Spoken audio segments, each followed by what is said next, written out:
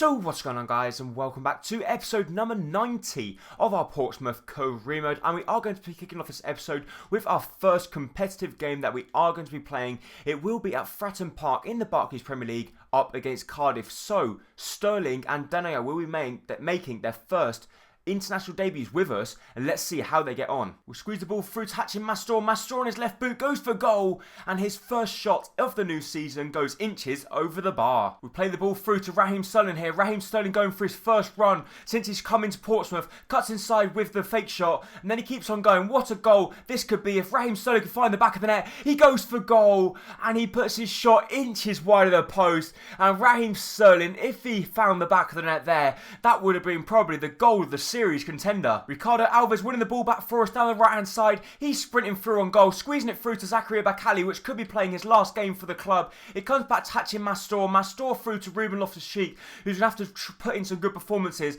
Otherwise, we might be trying out that new other player that we recently brought in. But we squeeze it back to Hatchin Mastor. Mastor, Ronaldo chops round his man, keeps on going. Mastor goes for goal, and he gets a really good block by the Cardiff defender from Iqbal Manga and goes out wide. But we are going to take the short corner here. Bakali's going to play the ball back to Alves. Alves, who I don't think scored for us yet, goes for goal with his left boot, and he hits the inside of the post. It comes back to Boca, and Boca has a really simple finish there, and he scores his first goal of the new season within the first half of the first game. Alves goes for the goal. A looping shot goes over the top of the goalkeeper, hits the post, falls straight back to Boca, and that's the easiest finish Boca's going to have all season. Cardiff with good chances for the half-time break here. They whip the ball across to the far post, and Canate, with Cardiff's first chance of the whole game, find the back net. They catch us on the counter-attack. A very poor play for us down there. Sterling's not happy with himself. They give the ball away, but still, he give it away in the opposing half. They whip the ball in the box, and what about that for a ball? And what about that for a finish from Canate? And now, after taking a really good 1-0 lead, we find ourselves back on level terms just 3 minutes after scoring. A good ball squeezed through to Zakaria Bakali. Bakali through to Boca. Boca through to Raheem Sterling. Raheem Sterling's pretty much through on goal because he's going to cut back inside. He is through. He gets the shot away, which I think was going to be finding its way into the far post. But it's a lovely block by the Cardiff defender, and it goes out wide. But we're going to try pretty much exactly the same corner kick routine. It's going to come to Alves. Alves goes for the strike. Can we get it again? Unfortunately not, because this time the goalkeeper does make the save, and they do this time manage to get the ball clear. But Alves, maybe, if he's going to be on the corner kick routines, he might be able to bang in a few goals for us this season. And we go ahead and score. Kingsley Coman, just as I pretty much stopped talking, I get the ball to Kingsley Coman, I take it around my man, and what about that for a strike from Kingsley Coman? And I bet Kingsley Coman's thinking, anything Boca can do, I can do better, because that is a wonderful strike right into the top hand corner. The goalkeeper wasn't going to be saving that one, and as soon as Boca gets off the mark, Kingsley Coman gets off the mark in the same game. Raheem Sterling cut back inside, he ball rolls round his man, and Raheem Sterling puts his shot straight at the goalkeeper. And I'm trying to be a little bit greedy, to be honest, with Raheem, because I want to try and get him to pick up a goal on his debut. It could be fantastic if he does, but he does look very promising. He looks so good with the ball at his feet, and no wonder why he's 88 rated. But Cardiff a good chance, but it doesn't matter because we do get the chance clear. The referee's pointing to the penalty spot. Are you serious? What did we do wrong? I don't know what I've done wrong there, to be honest. Can Shiplock save the day? He goes to the right-hand side and he puts a shot straight down the middle. But I want to know what I've done wrong. Can someone please tell me what I done wrong on that? I thought it was offside. Then the next thing, the referee is pointing to the penalty spot for some stupid reason. What is that for? So as you see here, there's some build-up play from Cardiff. So they play the ball through to their man, which I thought he looked like an offside position, but fair enough. So maybe he wasn't offside. He plays the ball back inside, and then somehow their player just randomly falls over, and the referee points the penalty spot. That is ridiculous. So Cardiff have got a chance here, surely. And the referee's pointing to the spot again. You have got to be kidding me. The referee has pointed to the spot twice in quick succession. And I don't know whether that was a penalty or not. Our player Hernandez comes across. I think he got his legs tangled. And after being 2-1 up, sitting very comfortably in front, he's got a chance now. And this time he goes to the right-hand side and he finds the back of the net. So they've had 2 penalties in 2 minutes. They've converted both of them. We were so comfortable winners of that game, and now it looks like we're going to go ahead and lose it. You've got to be kidding me. How we squeeze it through to Boca here. Boca out wide to Raheem Sterling. Raheem Sterling's got to try and create something for himself. Cuts back inside. He keeps on going, Raheem. Raheem's surely going to find the back of the net. And he hits the post. It just is not going to be Raheem Sterling's day, is it? He's had so many chances. He's hit the post. He's missed by inches. He's had his shot blocked after the goalkeeper had already been beaten. But we've got one last chance here. Frickson Martinez, who's just come on the pitch, is through on goal. He strikes with his left boot. It gets a deflection. And what a dramatic first game of the season this is. Frickson Martinez scores the goal for us with his left boot. He does get very lucky, to be honest, as his shot does get slightly deflected, but Raheem Sterling plays the ball inside to him. He uses his pace to sprint past everyone. It was going to find its way into the back of the net, but it did get a slight deflection, but it doesn't matter because it still goes down as Frickson Martinez's goal. So maybe we've got one last chance. We squeeze it through to Boca. What a finale this could be. Boca's cut inside and Boca goes for the near post. And Boca's missed his chance. Raheem Sterling's not very happy because his pass was on.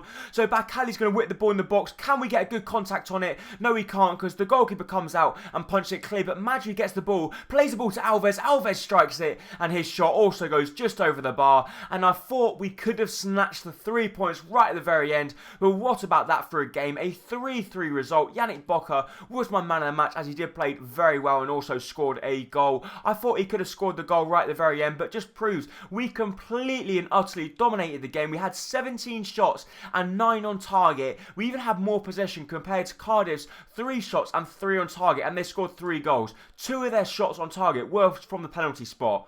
We've got to be doing a lot better defending than that. So guys, what about this? Zakaria Bakali has been sold to Stade Rennais for €58.5 million and we've been allocated 50 million of that. So now we can go ahead and splash the cash on really strengthening up our squad. So we now get a transfer for Kingsley Coman from Mainz. They want him for 20.5 million. If they go ahead and give us 35 million, we will let Kingsley go. Even though I don't really want to let him go. He is a really good player for us, don't get me wrong. But I think we could do with a little bit of a better, higher rated striker.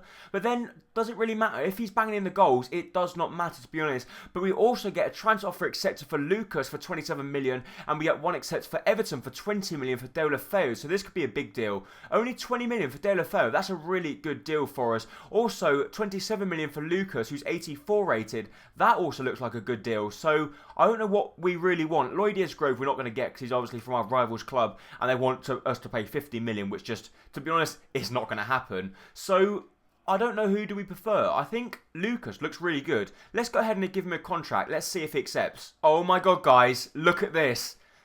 Real Madrid have accepted a €70 million bid for Gareth Bale.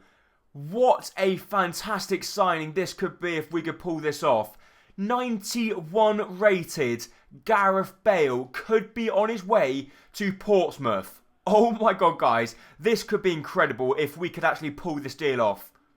So now we've got the time for the second game of the episode, which is going to be away from home at Villa Park up against Aston Villa. So hopefully we can get a better result in this one, as in the previous game we could only manage a 3-3 draw. So Martinez will be filling in at right wing until we can find a new player.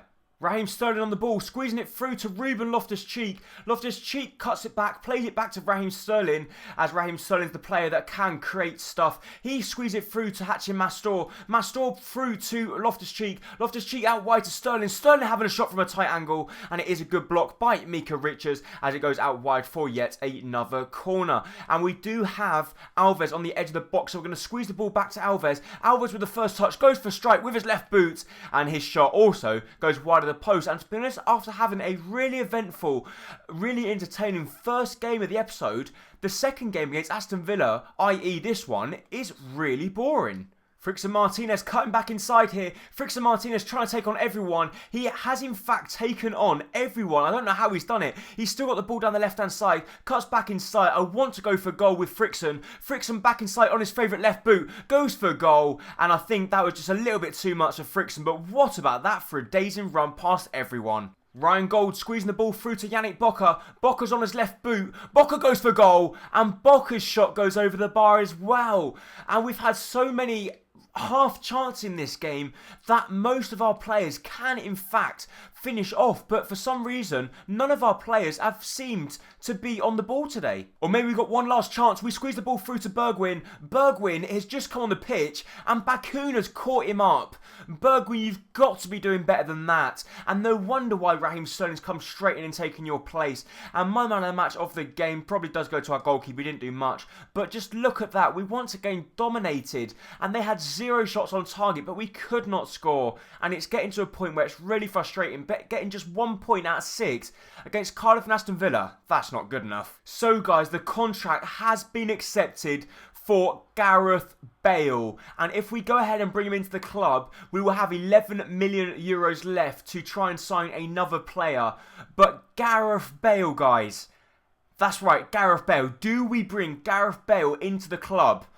We can either bring Gareth Bale in or bring in Douglas Costa. So Gareth Bale, Douglas Costa. Gareth Bale is 91 flipping rated. He's going to be a massive player for us if we could pull it off. It's incredible that we have this dilemma, but I don't know what to do.